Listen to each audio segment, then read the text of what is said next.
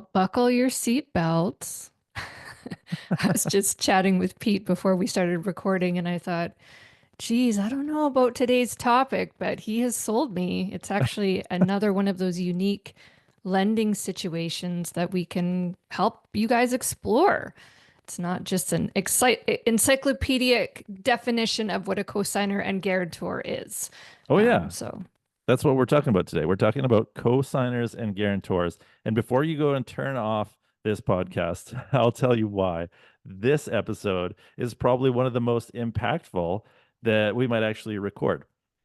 The reason is because most people don't know or don't know that they can be helped by having a co-signer or a guarantor. And this essentially gets people into the home that they're looking for.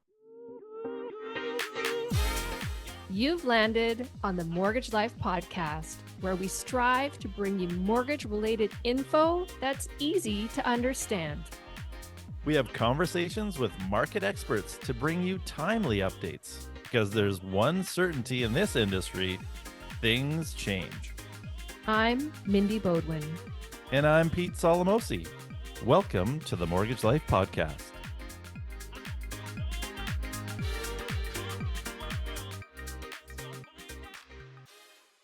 So we're going to spend this episode talking about the difference between a cosigner and a guarantor, why you might actually need one or be able to utilize one, how you can qualify for that mortgage on your own, to remove that cosigner or guarantor, so that this cycle will come full circle. So let's talk a little bit about, just briefly, an example. We just actually closed a mortgage for a young couple who they were putting down a smaller down payment, so it was an insured mortgage. They tried through an application to buy this place on their own, but the lenders declined. And it was because they didn't have, it's not because they didn't have income. They actually did have income, but they didn't have the richness or the thorough or the depth of credit history that lenders and insurers required. So they were asked to have a cosigner on the application, which happened to be one of their parents. Put them on, application approved, and deal just funded. So lovely.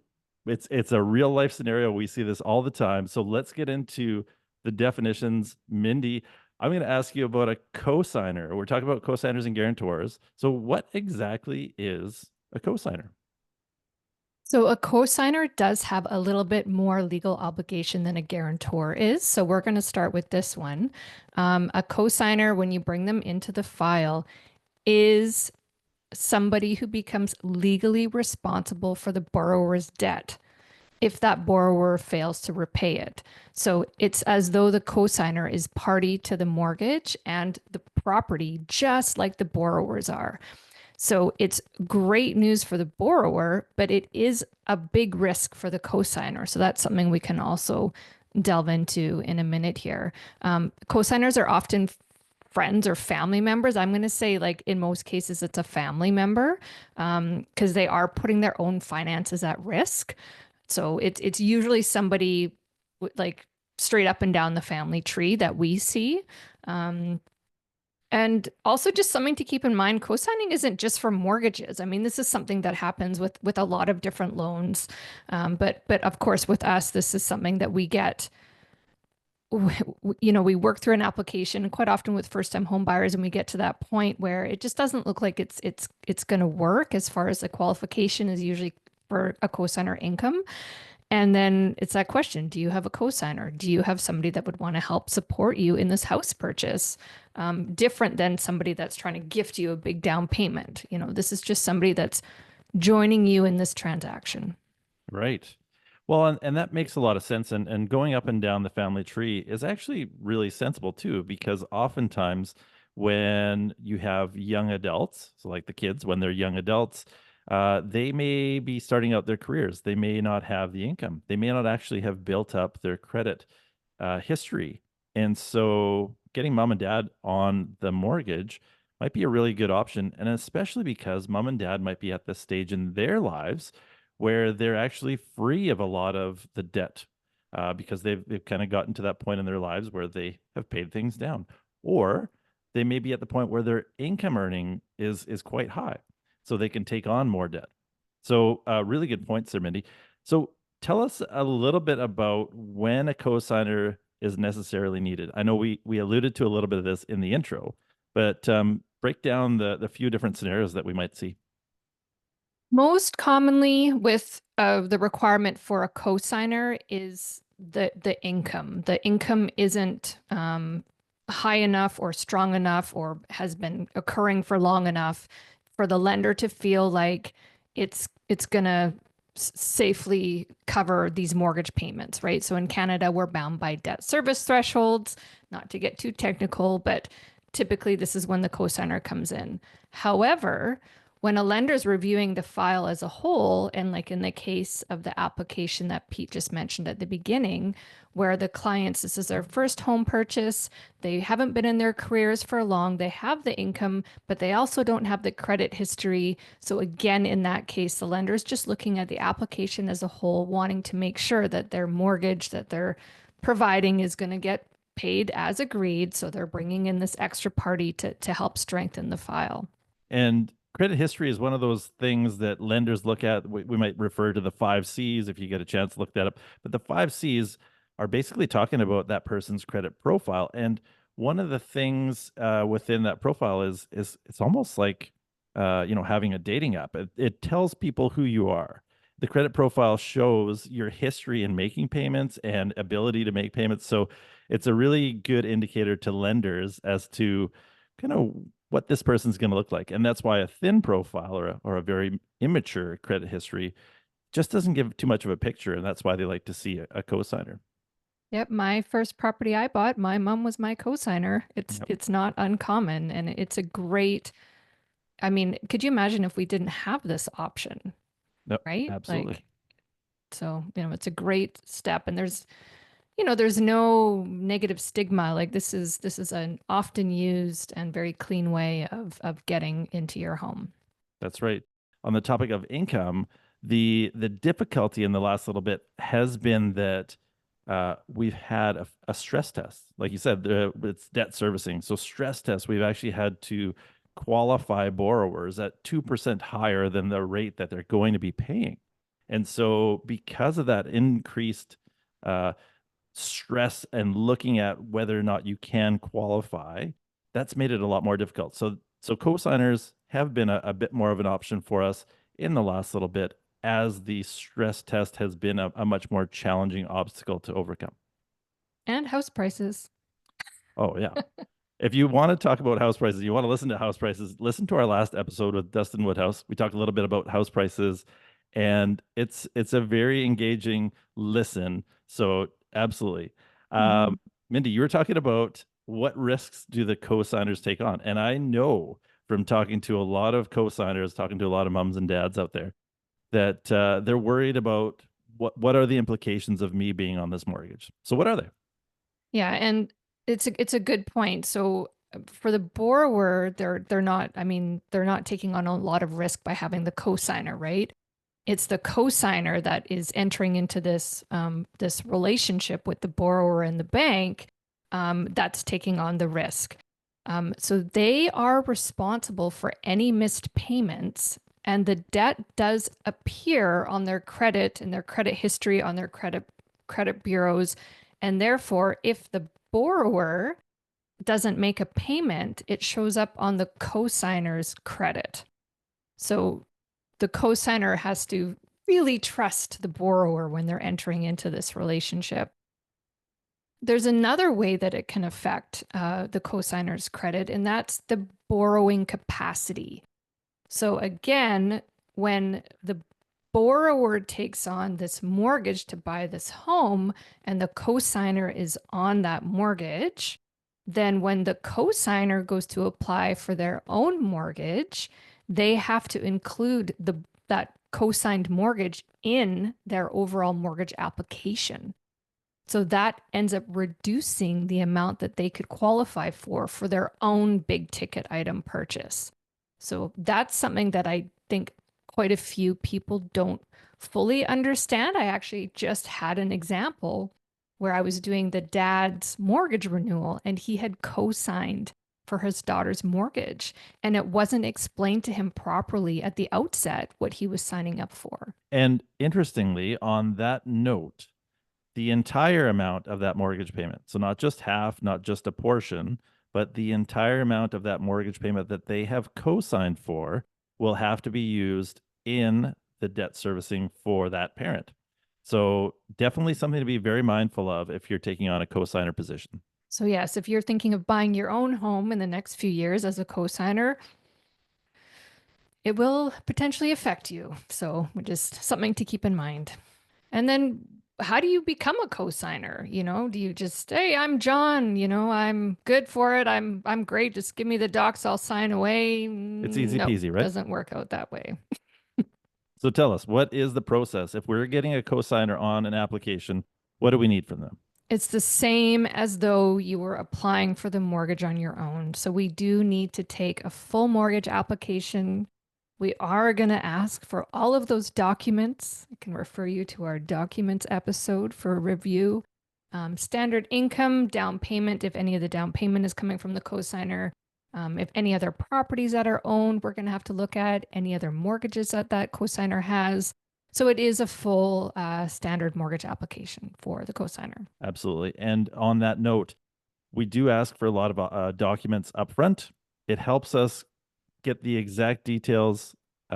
If you've got any past history in doing mortgages, you may not have had to submit all these documents in the past, but we do ask for them today because lenders do require them. So it's a thorough process from the get-go.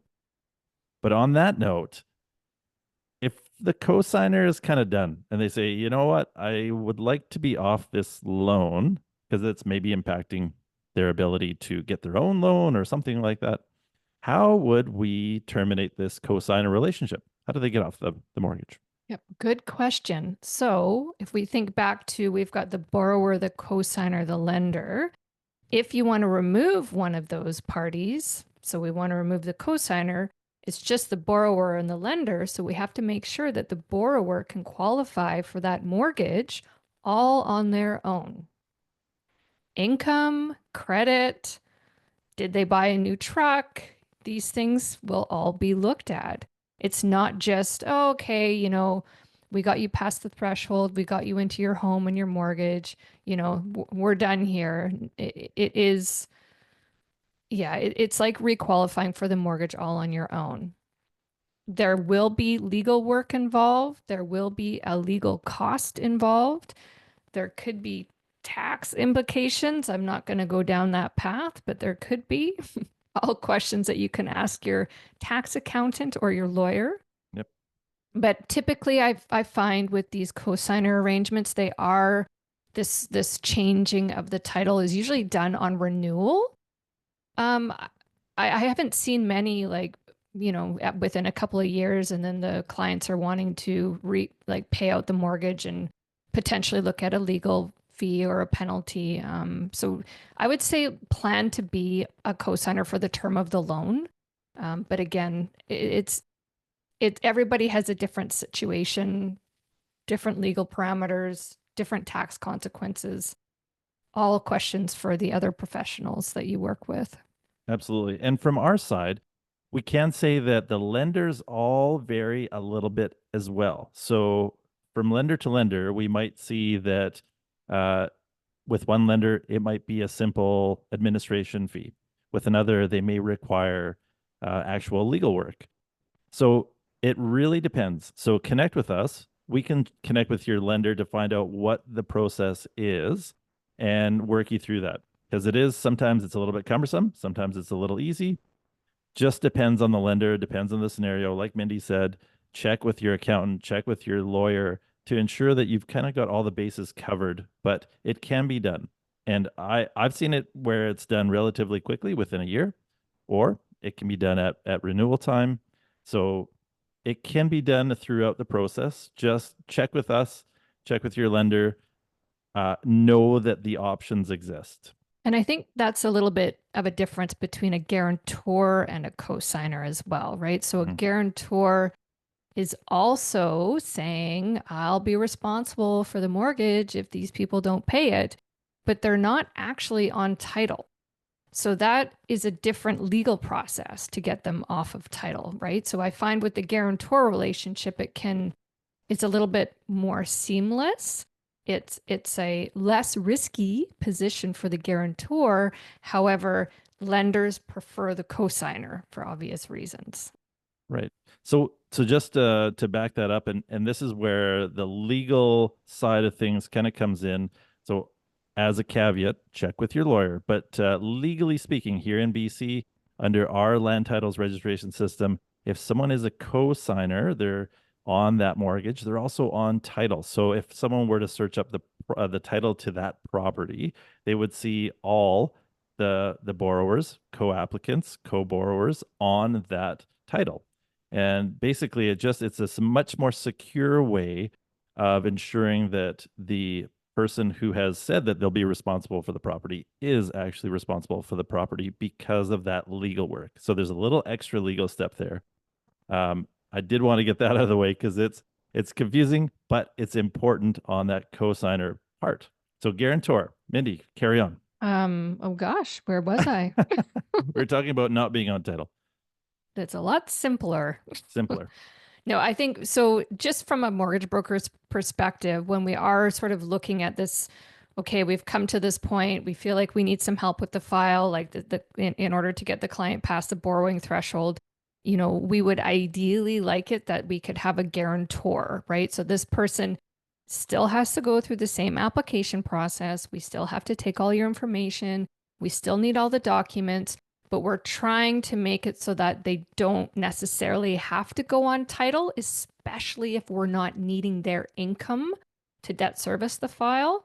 And in some cases, they don't, right? So this is mainly used in my experience with an application that has some credit blemishes. And so it's that of the 5 C's of credit, it's that credit, character, Mhm. capacity scenario that we kind of need that boost. So again, uh, could be common for a first-time home buyer that has their salary, but the lender is just saying, they don't have much of a borrowing history. How can we guarantee this mortgage is going to be repaid? Hence the guarantor. Right. And that's interesting because a person may have a lower credit score because it's either not very well established, or it could also be because they've missed payments or have had something go to collections. So sometimes that weaker credit is not necessarily due to one thing or another, but it could come from a few different sources. And because of that, lenders may require that guarantor piece. And just one interesting component. So cosigner and guarantor, you guys are both required to cover the mortgage payments in the case of a default. In the cosigner's case, the defaulted payments would immediately show up in their credit score, whereas in the guarantor's case, the defaulted payments would only show up if it was the guarantor that wasn't making the payments. So say the original borrower stopped making the payments, then it would go to the guarantor to then make the payments. And then if the guarantor didn't, then it would show up as a default. So just something for the guarantor to remember is that if there was a default, you are then responsible for the entirety of the mortgage payments. Interesting. So lots to think about there. What about, so we talked a little bit about how to get the application, what the differences are. What about at the process where we want to remove a guarantor? Same thing as with a cosigner. And in this case, because the guarantor is not on title, it's not as much of a extraneous process. It's this kind of scenario that I find in a lot of cases lenders can do this internally. But there will probably still be fees because there usually are transaction and admin fees, but it's not as cumbersome as basically removing yourself as a cosigner. But again, because these relationships are becoming so common, um, I'm finding that lenders are becoming more flexible in how they handle the removal of cosigners and guarantors, which is great. Absolutely. So to summarize this episode, If you think that just because you didn't qualify for a mortgage that that's the end of the road, it is not. There are options, and options exist whether we're talking about cosigners or guarantors. There is a process to get them onto that application. There's also a planning process to remove them from the application or the mortgage once it's done. And all of that should be part of the planning process that goes into this whole bit right from the very start. Know how we get in, know how we get out, and we've got some happy clients. Mortgage planning. Maybe not 101, but this is maybe 201. This is one step advanced. It's interesting. I mean, everybody can acknowledge a financial planner, but you think there's a flip side. There's mortgage planning. It's true. You have to be transparent and knowledgeable and provide this information to your clients. And this was made very clear to me a couple months ago, like I said, with that father who was in a relationship that he didn't even fully understand. So Yep. here you go. Now you understand. And again, options exist. Options exist. If this has been useful to you, please like, subscribe to it. If you like it, you're gonna love the episodes that we have coming up in the future. And if you think of someone that might actually benefit from something like this, share this episode with them. If they're thinking about taking on a cosigner relationship, this might just give them some insights and some questions to ask their mortgage broker or their financial planners. Come back and listen. I guess we can always end with that. Come back and listen. Come back and listen. This is The Mortgage Life. We look forward to continuing the conversation. So come back and listen.